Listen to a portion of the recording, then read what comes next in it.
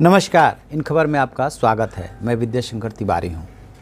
यदि कोई किसी खाद्य पदार्थ में मिलावट करता है तो सावधान हो जाए, क्योंकि अभी जो मामला बताने जा रहे हैं वो दिलचस्प होने के साथ साथ आँख खोलने वाला है। और ये मामला है 24 साल पुराना दूध में मिलावट का।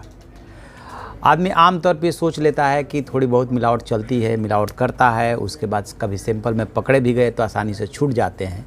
लेकिन 24 साल पहले उत्तर प्रदेश का ये जो मामला है, इसमें ये मामला जो है ट्रायल कोर्ट से लेकर के सुप्रीम कोर्ट तक चला, लेकिन 6 महीने की सज़ा माफ़ नहीं हुई। क्या है पूरा मामला? तो आरोप ये था कि जो उत्तर प्रदेश का ये मामला है और जो सज्जन हैं इन्होंने दूध में मिलावट की। इनका नाम है राजकुमार। 24 साल पहले की बात है, तो दूध में मिलावट की। हालांकि जब 1995 में इसका वो जांच की गई तो पता चला कि राजकुमार द्वारा बेचे गए दूध में जो है वो 4.6% दूध फैट और 7.7% जो है मिल्क सॉलिड नॉन फैट था, जो कि खाद्य अपमिश्रण निरोधक कानून के तहत 8.5 होना चाहिए था। मतलब मानक को पूरा नहीं कर रहा था। अब इसे मिलावट कहिए या मानक को पूरा न करना कहिए। ट्रायल कोर्ट में भी मामला गया, हाई कोर्ट में भी गया, 6 महीने की सज़ा हुई। इसके बाद क्या हुआ कि इनकी तरफ से ये तर्क दिया गया कि मवेशी यानी कि जो जानवर दुधारू गाय भैंस जो भी होती हैं उनके भोजन और गाय के स्वास्थ्य परीक्षण के कारण ऐसा हो सकता है कि कुछ उन्होंने ऐसा खाया हो जिसकी वजह से उस दूध में जो मानक है वो पूरा ना हो पाया हो। और चूँकि 24 साल पुराना है इसलिए इसमें जो है रियायत दी जानी चाहिए, इसको माफ़ कर दिया जाना चाहिए। तो इस पे जो सुप्रीम कोर्ट में जो बेंच थी वो दीपक गुप्ता और अनिरुद्ध बोस की बेंच थी, उसने ये कहा कि भाई जो इससे संबंधित कानून है उस कानून में जो है साफ साफ दिया हुआ है कि मानकों को पूरा करना पड़ेगा और आपने मानक पूरा नहीं किया। और दूध जो है वयस्क के साथ साथ बच्चे भी पीते हैं, जो कि उनके स्वास्थ्य के लिए हानिकारक हो सकता है। यदि थोड़ी देर के लिए हानिकारक न भी हो तो यदि मानक पूरा नहीं कर रहा है तो जो भी अपमिश्रण से संबंधित कानून है उसका उल्लंघन हो रहा है, लिहाजा सज़ा तो आपको भुगतनी पड़ेगी। तो इस तरह से बहस होती रही और चूँकि निचली अदालत से होकर के और हाई कोर्ट होते हुए सुप्रीम कोर्ट में मामला पहुंचा था, तो फिर इनके वकील ने जो है एक और तर्क दिया कि बहुत अधिक समय हो गया है, इसलिए जो है इस पे विचार किया जाना चाहिए कि इस मामले को छोड़ दिया जाए। फिर उन्होंने ये भी तर्क दिया कि इसे जो है जो भी ये दूध था वो सेहत के लिए उतना हानिकारक नहीं था, तो सुप्रीम कोर्ट ने इसमें कोई रियायत नहीं दी। फिर इनके वकील ने ये तर्क लिया कि इसमें आप आर्टिकल 142 को अप्लाई कीजिए। सुप्रीम को ये आर्टिकल 142 क्या होता है?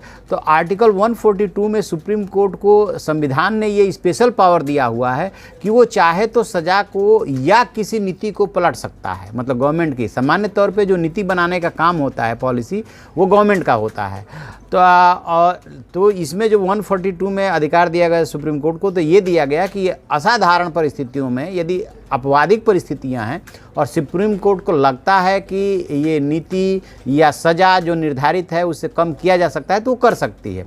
एक बात बता दें कि सुप्रीम कोर्ट हो, हाई कोर्ट हो या ट्रायल कोर्ट हो, जो भी वो फैसला देती हैं ख़ास तौर से आपराधिक मामलों में सज़ा में, तो उसमें जो है मिनिमम और मैक्सिमम ये दोनों जो पनिशमेंट है वो प्रिस्क्राइब होता है। वो एक्ट में ही प्रिस्क्राइब है कि मिनिमम 6 महीने, मैक्सिमम 5 साल, या मिनिमम 5 साल, मैक्सिमम आजीवन कारावास, इस तरह से है। तो उसमें कोर्ट को ये अधिकार होता है कि मिनिमम और मैक्सिमम के बीच में जो है वो सज़ा सुनाती है। लेकिन इस मामले में चूँकि 142 अप्लाई करने के लिए कहा गया, कहने का मतलब ये था कि 142 का अधिकार आप इस्तेमाल करके वो 6 महीने की सज़ा को भी माफ़ कर दीजिए, और यदि नहीं माफ़ कर सकते तो उसको और कम कर दीजिए। अब कोर्ट के सामने ये सवाल था कि मिनिमम यदि 6 महीने की सज़ा है तो क्या वो 142 के अधिकार का अप्लाई करे? तो कोर्ट ने कहा कि ऐसा मामला ही नहीं है जिसमें कि 142 के अधिकार का कोर्ट अप्लाई करे। क्यों नहीं है भाई? तो ऐसे तो फिर कोर्ट ने ये कहा फिर तो हत्या बलात्कार के जो भी मामले आते हैं वो उस सभी वकील और सभी पक्षकार यही कहेंगे कि आप 142 का अप्लाई कीजिए और इसमें छोड़ दीजिए। तो इस तरह से जो है ये कानून का जो है मजाक उड़ाना बन जाएगा, एकदम मौकरी बन जाएगा। इसको जो है इसमें कोई इस बात को स्वीकार नहीं किया जा सकता या कंसीडर भी नहीं किया जा सकता। और अल्टीमेटली 24 साल पहले दूध के मिलावट के मामले में 6 महीने की सज़ा जो है उसने जो निचली अदालत और हाई कोर्ट से आया था उस पर मुहर लगा दी, यानी कि अब इनको जो है 6 महीने की सज़ा राजकुमार जो है इनको भुगतनी होगी। तो आप ऐसी खबरों के लिए देखते रहिए हमारा डिजिटल चैनल इन खबर। Thank you. इन खबर चैनल को सब्सक्राइब करें और बेल आइकन दबाना ना भूलें।